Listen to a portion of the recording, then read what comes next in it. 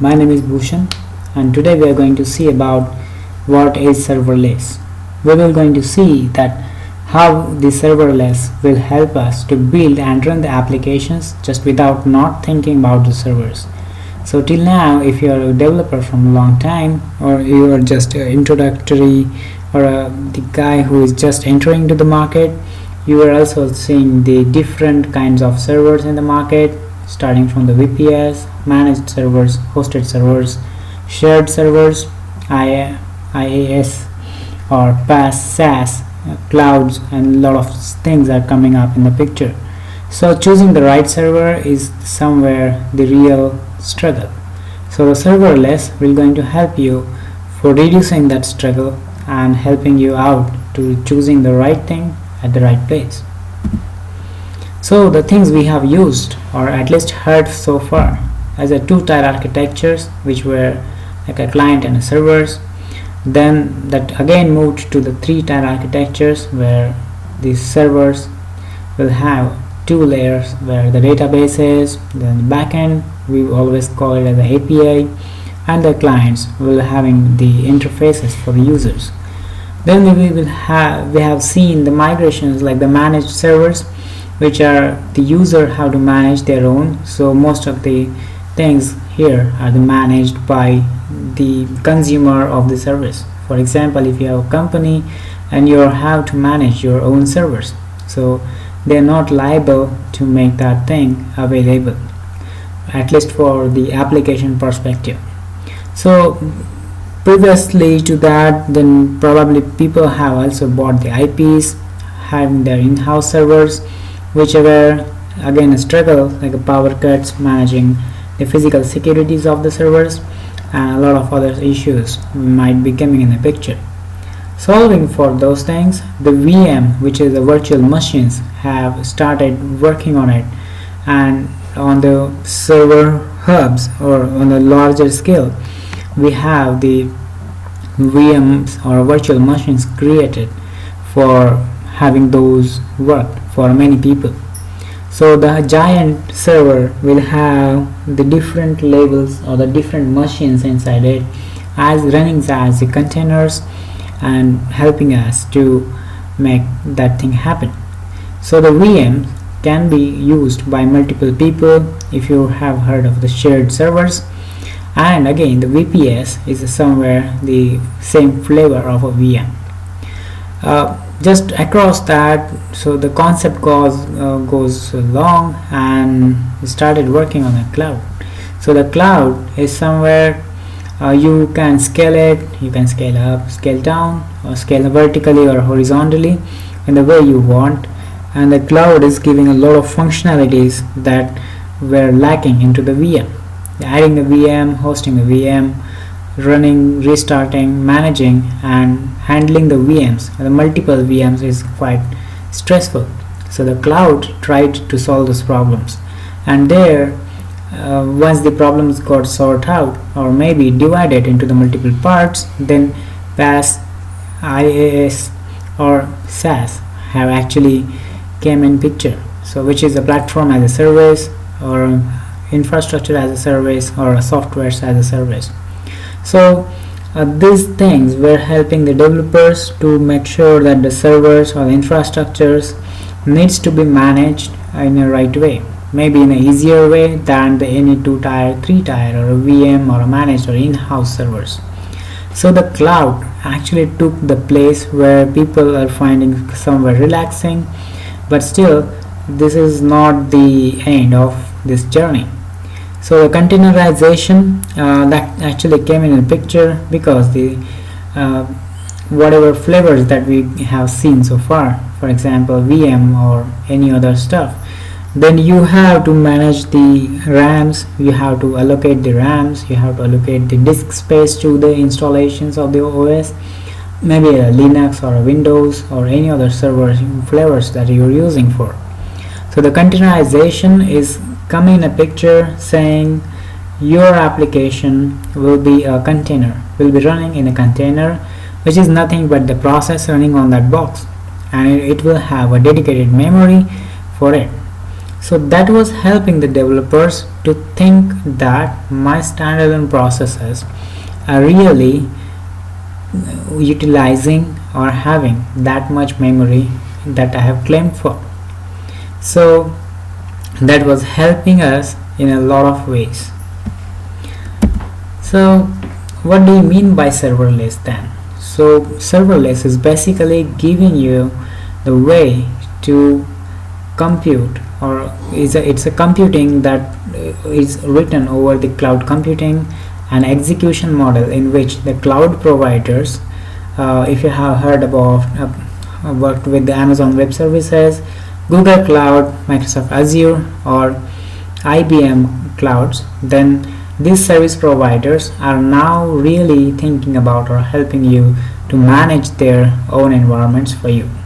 So here, whatever the dynamically managing the allocations, managing the resources, managing the servers, downscale, upscale, or reducing, removing, or having the stability of the servers. So it's now the part of the service providers or the cloud providers. So these cloud providers will going to help you to find out the right solutions at the right times. And if you're so all of us are now agreed that the clouds providers, maybe Amazon and Google, have their own core infrastructure so strong, so probably these players might help us a lot for getting these things done in an efficient way than hiring the new people, training them, and managing everything by your own. So what makes this serverless very strong? Then maybe a next advantage for your next projects. If you're a freelancer, if you're working in some company, you're still a customer of some cloud provider. So what makes really strong opinion for this? So it's a decoupled system, you can say, like you're using a server but you're not using or managing the servers. So these services will really going to offer you the relaxation, and it's a very less learning of a DevOps, which is again the very next scope. Like if you want to learn the DevOps as well, the project timelines will ultimately get stretched. So with the decoupling from the backend, with decoupling from the infrastructure, without learning without learning about your Linux, without learning the server management, installation of the certificates, HTTPS, and a lot of other stuffs that needs to be managed or now need not to be managed. So that will again take you to like reduced time to go live with any projects, and ultimately that will going to increase the productivity and add on to your agile and boost the development to the production times.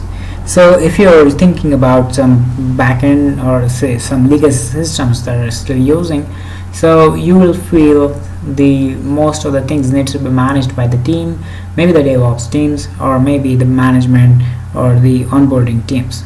But still, you have to manage, or you need to know about a lot of stuff from the backend side, because something is going fail, then probably you need to be in a picture. So the serverless will be a good choice for you. So basically the serverless uses the managed services by the cloud providers, where the channeling, which means like from their whole network, passing on the messages to your rightly placed container, maybe a VM, maybe a VPS, that needs to be managed according to the needs by the your cloud providers, discovering the services, maybe discovering the containers if you're thinking of the containers, and ultimately responding by your own application from the cloud infrastructure without zero configurations by you. So it again is some pain point, or maybe a very engineering work for the cloud providers, where they need to manage everything for you where you're not telling anything to them. So here we are again having the loose hands, like we don't know where our server is and in what environments we are using it. But that will again reduce the cost to you, where the hosting will be the less. You need to pay less for the hostings, and it's as it is the cloud, then it's a pay per use. So a few things, if you are having a small project, probably if you are using such kind of a services where these servers or the APIs are stateless, so the serverless can be the very good technology for you. So there are a few examples like Firebase that we have used. If you have used for the Android, it's a messaging and a database and a storage services. There are a lot of other services that are provided earlier as well. So Amazon functions like Amazon Web Services, most of the time this can be a serverless. So the FAS or functions as a service and the backend as a service are the two new concepts being introduced in the serverless technologies. So whenever we're saying the functions as a service, then the AWS Lambda, if you have already heard of it, then they are providing the functions, and whenever you call a function, then they're going to charge you according to the usage. So mostly the serverless is somewhere they will groom the environments, they'll keep the environment steady and stable and reliable to make the backend ready or make the backend available all the time. So that's why they are saying backends as a service. So FAS and where the BAS, where the backend as a service, are the two important things that a serverless is going to take you through. So at the end of the day, what we are actually trying to achieve, so we have a less servers or serverless management. So what I'm saying this is, you don't have to worry about the installed services, you don't have to worry about the installed processes, maybe applications or softwares, maybe operating system, the RAM on it, and you just need to not think of what actually server consists of. You just have to make sure that you are hosting it somewhere with the data providers or the cloud providers. So cloud providers are now going to take care of the scalability and auto managed environments by their own. So this cloud providers will going to help you to determine where to upscale the environment, where to downscale the environment. So probably this might be going to be a long journey for user experience, but still, so the cloud providers are claiming that they'll be able to make it happen for you, and this will really helpful for the people who are in the full stack and still they're not having a time for scaling up, scaling down and managing the server sites.